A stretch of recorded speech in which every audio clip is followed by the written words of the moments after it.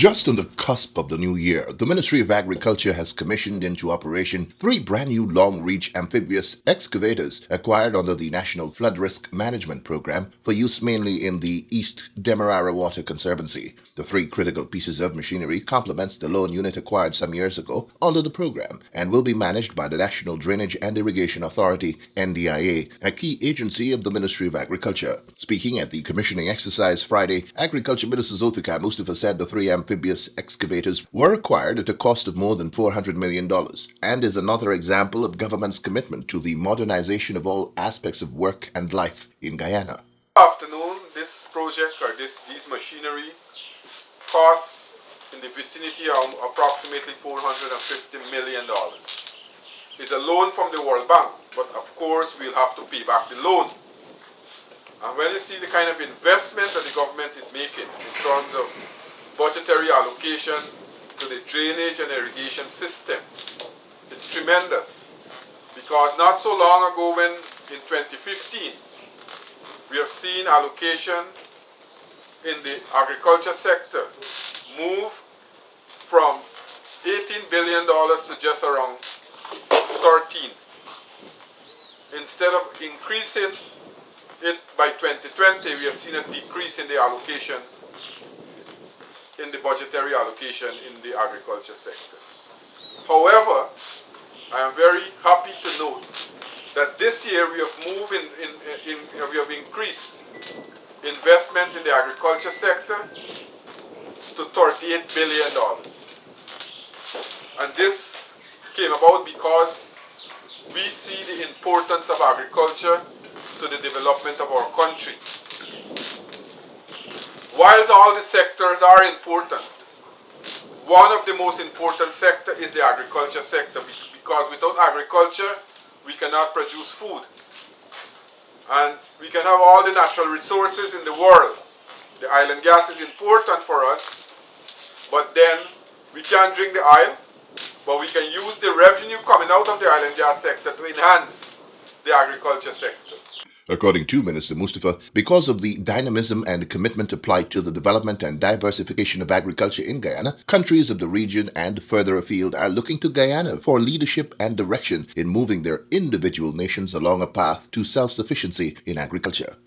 We have seen a renewed interest in the agriculture sector not only in Guyana but across the Caribbean. We have seen countries that depend on tourism and other sector for the revenue are today going into agriculture. For example, Trinidad and Tobago, we know for a fact that they have been producing oil for centuries. Today we are seeing a diversification into the agriculture sector from Trinidad and Tobago because they are asking us to help them to develop that sector. We have seen Barbados that depend on tourism now are diversifying into the agriculture sector. We have sent technical team to Barbados, St. Vincent and the Grenadines and the Eastern Caribbean. We are seeing now they are embracing agriculture. And around the world, this is a trend because people see and government see the importance of agriculture. And in Guyana, if we have to achieve the CARICOM agenda in terms of reducing the food import bill by 25% in 2025, then Guyana has to play that leading role and be the leading light.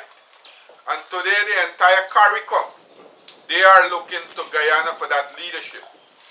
And that is why we have to develop this sector.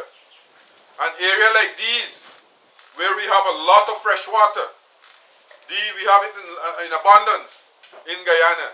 Many countries in the Caribbean don't have it. Many countries in the Caribbean don't have arable land, fertile land that we have. 2 main ingredients to develop our agriculture sector.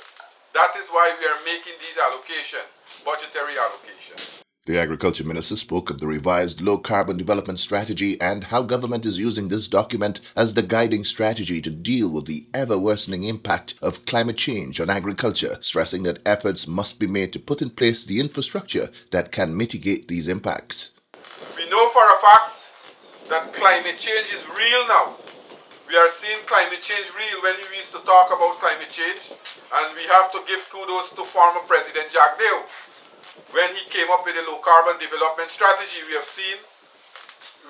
now have a review of it, and we have a new format of the low carbon development strategy, a revised format, but we have seen the vision that former President Jack Day would have had to use our forests to earn carbon credit, and also to keep in line with the low carbon development strategy in developing our agriculture sector.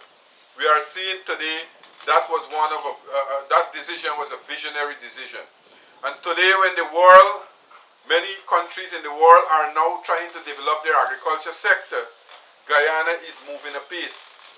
And that is why we have to put mechanism in place. We have to invest in the infrastructure of our country, and we will continue to do that. These investments here today, these three amphibious excavators will not be only used in the conservancies, or this conservancy here, but we'll use it across our country. Depends on the problems that we are faced with.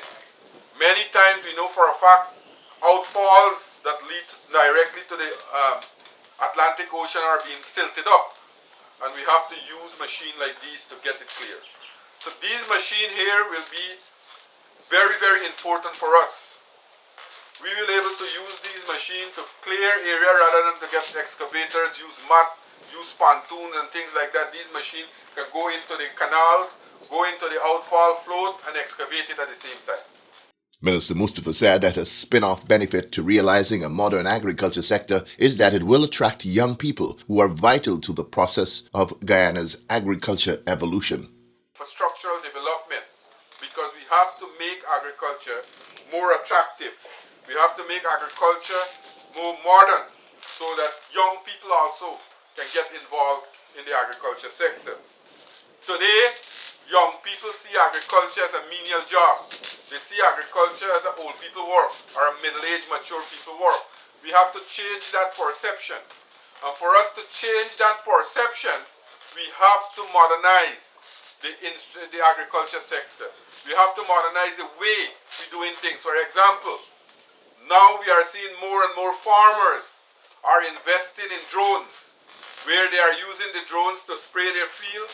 Some of them are using their drones to shine their paddies and things like that, because one person can be on the dam and control the drone, and the drone can either spray the field or shine the paddy in the field. These are the kind of things that we are talking about. At the commissioning ceremony, those in attendance were reminded that the flood risk management project was the brainchild of former President Dr. Barrett Jagdeo following the disastrous floods of 2005. The 3 new pieces of equipment will be used to heighten the northeastern dam of the East Demerara Water Conservancy to ensure that there is no chance of any breaches of the conservancy occurring, as was the case in 2005. An estimated 9 kilometers of dams will be constructed during the phase to add to 4 kilometers previously completed and 5 kilometers that is in the process of construction. Those sections were completed using ordinary excavators that had to be mounted on pontoons, which added to the overall construction time. Use of the newly acquired pieces of equipment will result in much more efficiency, especially as it relates to time. During the formal handing over ceremony, Minister Mustafa was presented with a replica of the amphibious excavator by representatives of the company that provided the pieces of equipment, the first of its kind in the Caribbean.